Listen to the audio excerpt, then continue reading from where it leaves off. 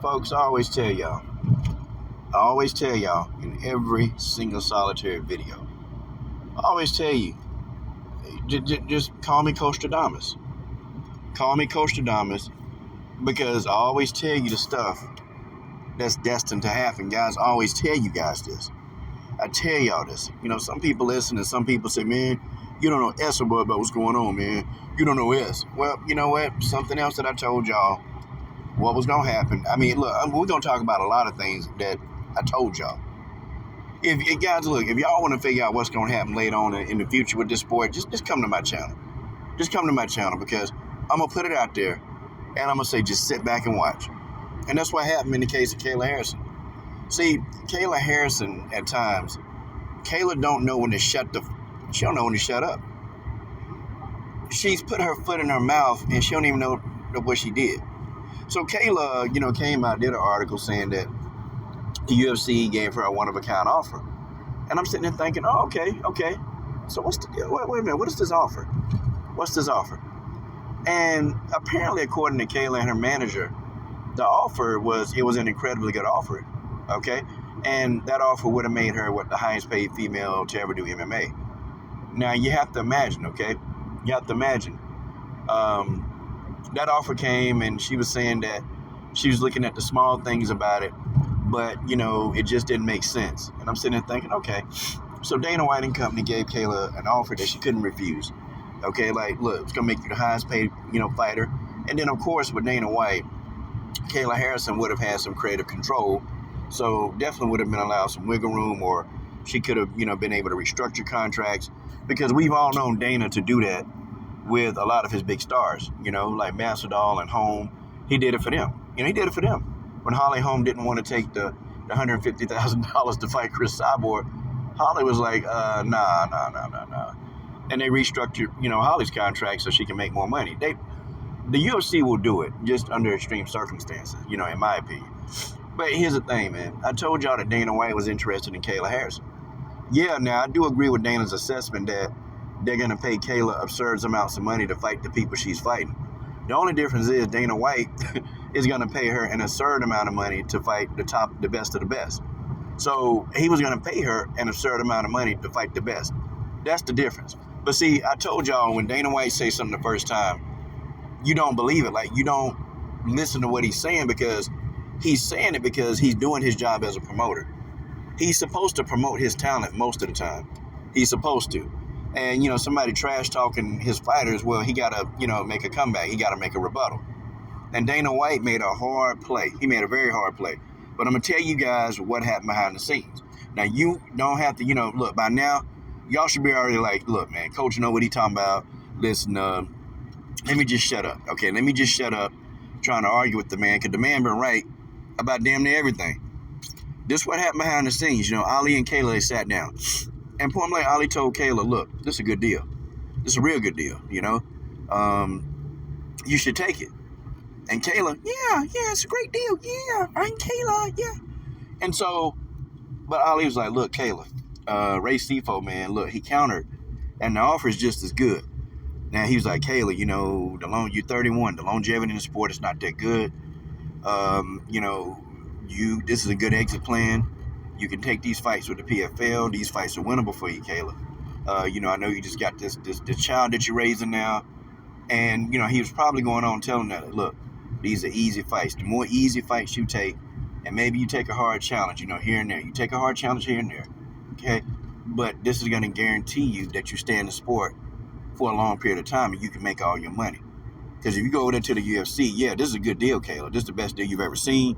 Make you more money, but in the long run, okay, you go over to the UFC and you get injured, well, that's going to affect your ability to make the money. Okay, it's going to affect your ability to make money. Here in the PFL, you can fight these people here. You can make these easy paydays, and you can go get this $1 million at the end of every season. You say, Kayla, you can make a good bit of money over here. Okay, now you can go to the UFC and make a whole lot of money, but at what risk? See, they had this conversation. They had the conversation. They had it. He sat down and talked to him. I think you need to go to PFL. It's the easier deal, the competition, and he damn sure didn't want no parts of Bellator. Okay, Scott Coker made Kayla a pretty substantial offer too, which would have made her probably the highest paid woman in MMA. They made her a substantial offer. Kayla turned that down.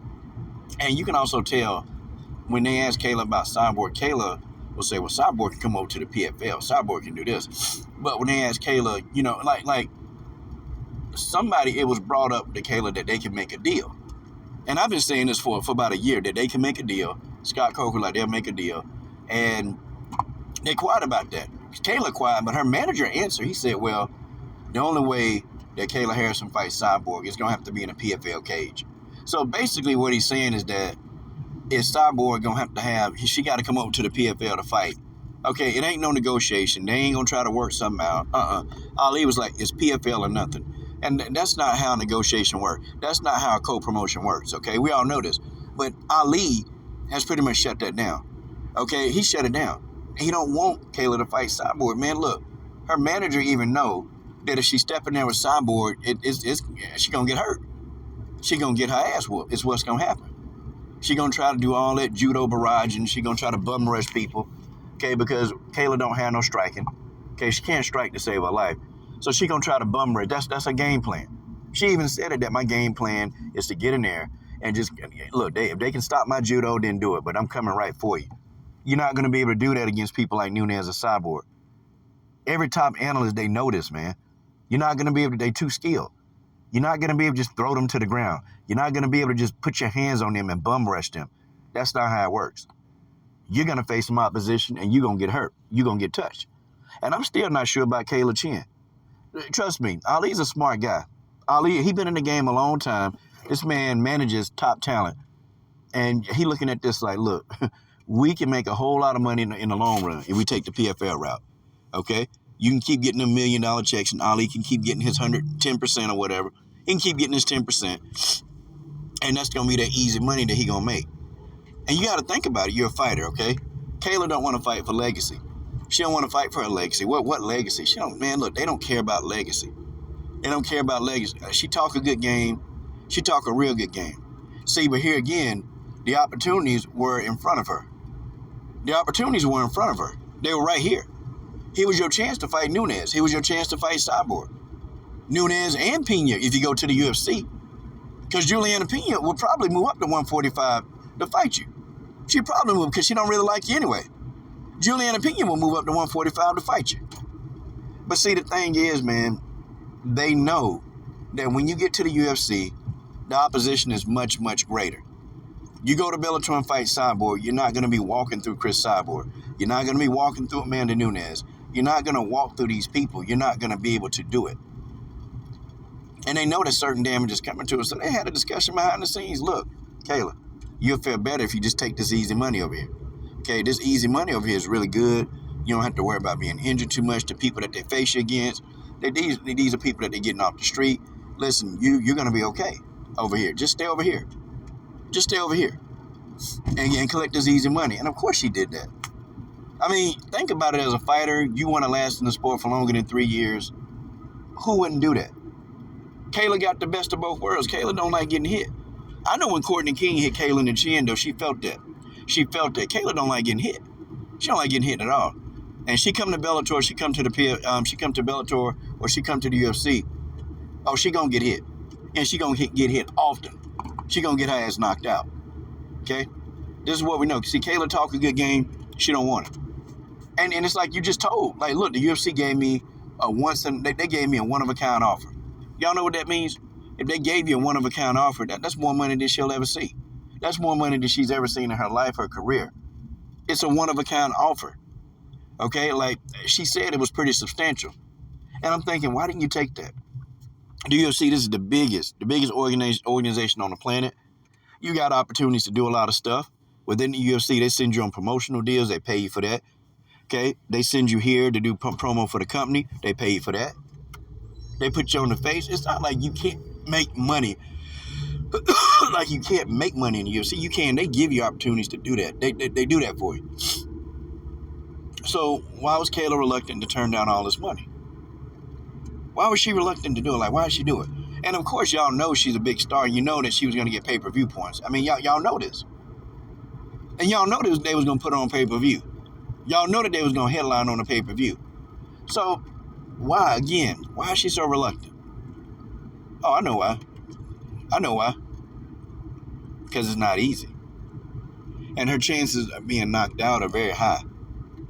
You fight Nunes, you probably going to get a chance of being knocked out.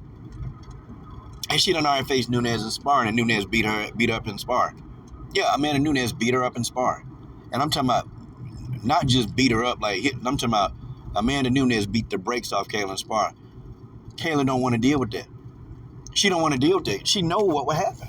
She know exactly what would happen. If she get in there with Nunes in an octagon, she know what's going to happen. That's why she ain't want it. Folks, this woman she need to be an actress. She's very good. But they know what they're doing. Dana White could have offered Kayla twice as much as PFL was offering. She probably wouldn't have took that either. She probably wouldn't have took it, man, because see, the type of fights that she's going to get within the UFC, Dana White ain't planning on giving her no tune-up fights. He's not going to give her a tune-up fight. Okay, Dana isn't going to do that. You know what Dana's going to do? Dana going to put her in there with the Sharks. He going to immediately put her in there with Nunes. He going to put her in there with Pena. That's what he going to do. I mean, the man going to pay you all that money? No. You finna headline pay-per-views and you finna make my money back. That's what you finna do. But see, guys, this is business. This is business one-on-one. Any manager, if they can give their fighter an easy path to victory, if they can do that, they will. But see, don't just think that Kayla is sitting back and saying, well, I'm going to let Ali do all the work. No. Kayla has to make these decisions in the end. Her manager works for her. You know, she don't work for her manager. And in the end, he's going to make the decision that she wants. Kayla's had the path laid out in front of her. Ali said, this is what it is. I think you should do this, but it's your decision in the end. And Kayla said, I'm going to choose the easy path. I don't want to choose the path to legacy. I'm going to choose the easy path. So I'm back in the PFL. So, guys, you can go read the article for yourself. I'm breaking it down, but I'm telling you, okay, this girl's a fraud. And anybody not even seeing that right now, I mean, you really are blind or you dumb. Okay? She's come out and told you. Oh, I turned down that lucrative offer. I turned it down. Yeah, I turned it down. It just didn't seem right. Yeah. Oh, what didn't seem right? Oh, I know what didn't seem right. Oh, what? You getting your ass whooped? Yep, that don't seem right when it's happening to do it. Didn't seem right when Pacheco was trying to give you the business. That didn't feel right. See, Kayla didn't like that. And do you know what Nunes would do if Pacheco was able to do that to her? I mean, do y'all know what Nunes would do if Pacheco was able to do that to her? We all know. Okay, everybody knows. You're not the best fighter on the planet, Kayla. Who the hell have you fought? You're not the best on the planet. You're not the greatest woman to ever step in the octagon. You're a fraud. You're the greatest cherry picker. Hell, you good at that. You good at doing that. You got like 11 victories, but, you know, against who? Who have you fought? Who have you fought? Come on, Kayla. I mean, seriously, and all you people following Kayla, what? Who has she fought? What has she done? What kind of wars has she had in the octagon? No, everybody she touched them and they fall. That's no kind of fight. Cut it out. This woman turned down the biggest bag of her life to go be in an average organization to fight average people.